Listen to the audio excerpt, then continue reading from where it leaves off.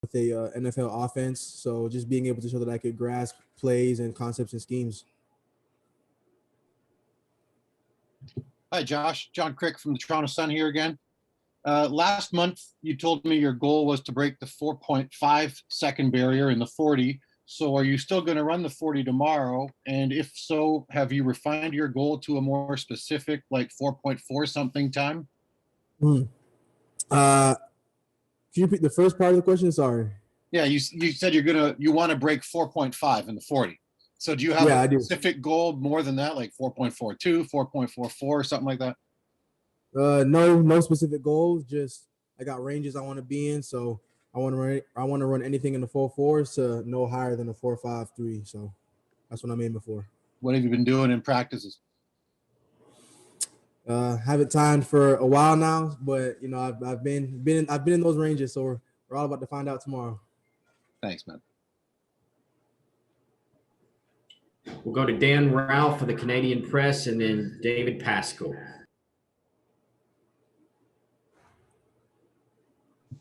Morning, Josh. Wanted to ask you what you thought about the process. We've talked a lot about this being a 3 or 4 month job interview. How have you dealt with the process, and how do you not get too high with the success and not get too low with whatever criticisms or things that you don't achieve that you want to? Just keep my head down and going to work every day. You know, training at XPE, I was surrounded by a lot of great coaches, Anquan Bolden, Tony Villani, Matt Gates, and just around a group of guys that were ready to work. In terms of just not getting ahead of myself, I've never really been that type of guy to let the outside media get to me. I always try to focus on things that I can improve on. You know, the success will speak for itself eventually. So, you know, I just go into every day trying to learn something new, and just embracing the whole experience.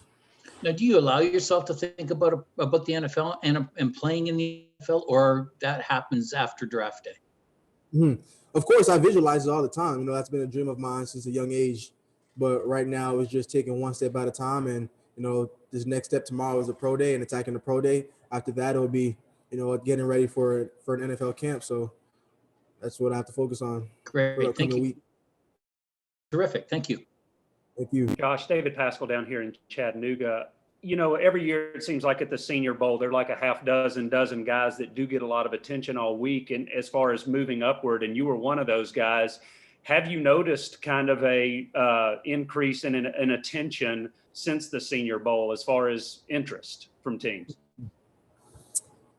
I honestly wouldn't know because, you know, everything started to happen around the same time. So it wasn't as if I was getting having meetings or not. The Senior Bowl was first, and everything came after that. So I couldn't really tell you if I felt things, you know, increase or not. It's just I've definitely been busy, especially meeting with teams. You know, I met with all the teams, all 32 teams at the Senior Bowl. So that was quite the experience, just being able to talk to those guys. Blake Topmeyer, then Gonzalo.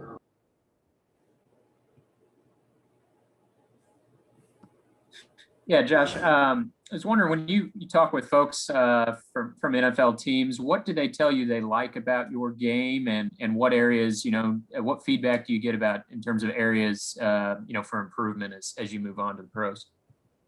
You know, all the same things, just, you know, my ability to get defenders moving, being able to stop, just improving my game, just running after the catch, that transition from run after catch, you know, blocking techniques, and really just becoming a better overall player, honestly. And that's also, I feel like I got to improve on too. Just small improvements that will create big changes in my game.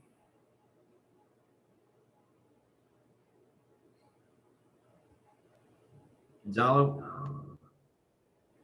Hey, here Gonzalo from Argentina. I want to ask you, who is your role model at the professional level, and what do you like to watch from them? My favorite players would be Julio Jones and Devontae Adams. Julio Jones, really, I like to study how he comes off the ball, how he comes off screaming off the ball, how he's able to stop and transition in and out of cuts. Love the way he plays. And Devontae Adams, really, I love his releases, his his route savviness, the way he gets defenders moving out their spot. So I study them a lot day in and day out. David Ubben and Nick Hill. Josh, obviously you don't control the end like you would in recruiting, but how does this process compare to the recruiting process? I'd say it's the same. It's kind of the same, except I'm not making the decision at the end. Like, the team is putting their trust in picking a player, picking a professional player that they want on their team and want to build. So in terms of the process, it's about the same. I feel like it's quite similar.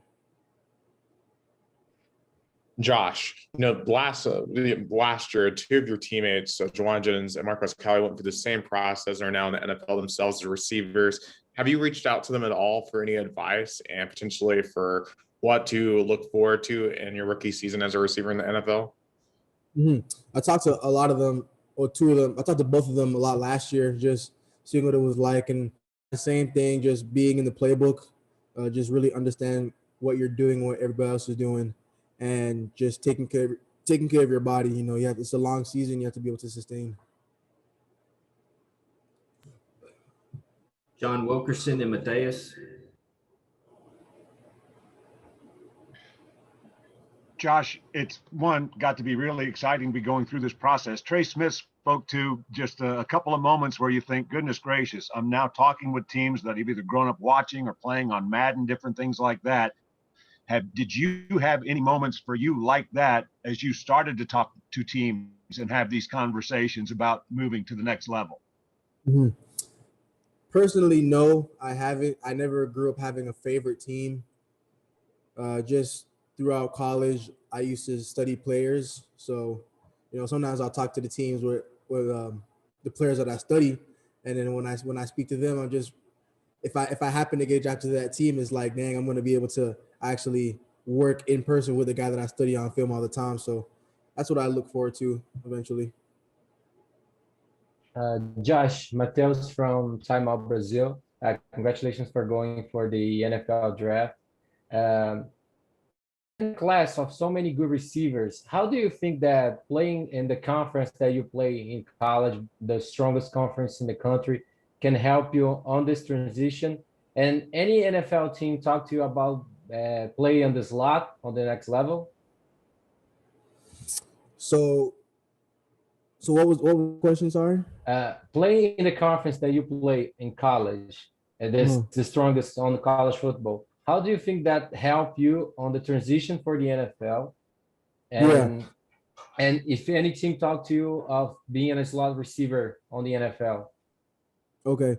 So to answer your first question, definitely playing in the SEC will definitely help. There's a lot of great, talented players that I played against every week in and week out. And, that will definitely prepare me for the next level, just being around guys that are big, guys that can move, guys that can run just as fast as me, but are in the interior. So not saying I'm slow, but you know what I'm trying to say.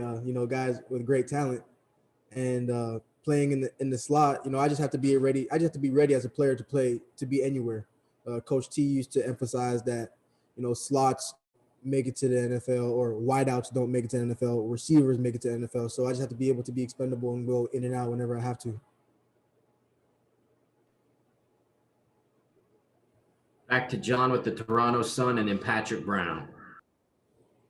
Yeah, Josh, just in the last couple months, there's a lot of stories now being made on you and done on you in Canada. And I just wondered if any family and friends have started to, hit you up that haven't in a while, just with your rising kind of popularity in Canada now. Nope. Not really. Not really. Yeah. Just my mom calls me way more because I have way more time now that I'm not in school. So I'm able to talk to her a lot more, my parents a lot more now that I'm not as busy. But no, nobody out of the blue, out of the ordinary. Thanks. Hey, Josh, Patrick Brown with 24/7 Sports. A couple questions. First of all, where have you been training over these past few weeks? And second of all, you kind of talked about playing in the SEC and playing against good competition. I think 3 of your 4 touchdowns this past season were against Alabama and Georgia. And on those plays, you were matched up against some guys that are probably going to go pretty high in the draft. Are you showing those plays to teams and saying, hey, I can go against some of the best DBs that are going to be in this class, or kind of how are you going about some of those plays you made last season? When I explain them, I really just explain my process going into games, going into weeks, how I study defenders, how I have a plan during practices. At this point, just showing that I'm a pro, I'm a professional, just being able to read the defender and make plays when I have to. I work a lot to make those plays, and when they come, I can't say I'm surprised that I made them because I worked so hard to make them. But now it's just being able to go and do it consistently in the next level. Last two questions for Josh, Dan Ralph, then Matt Ray. Josh, I'm wondering if there's anything you want to prove tomorrow that maybe we haven't seen or people haven't seen, but you want to show that there's an element about your game that maybe hasn't transpired very much this season? No, nothing really tomorrow. Just regular drills. Obviously the 40, I want to show that I'm fast. Vertical jump, all those type of things that I definitely want to test well in. But everything I want to prove would be on the playing field. Yeah. Okay. Thanks. Josh, you mentioned T a little bit ago. I was just wondering, have you had any conversations with him about, what the process is kind of like from his point of view now that he's with the Ravens? And have you been able to pick his brain on, what he would be looking for that could maybe help you along the way in the process? Mm-hmm. I haven't spoken to him much. I think he's just letting me do me right now, letting me focus on pro day.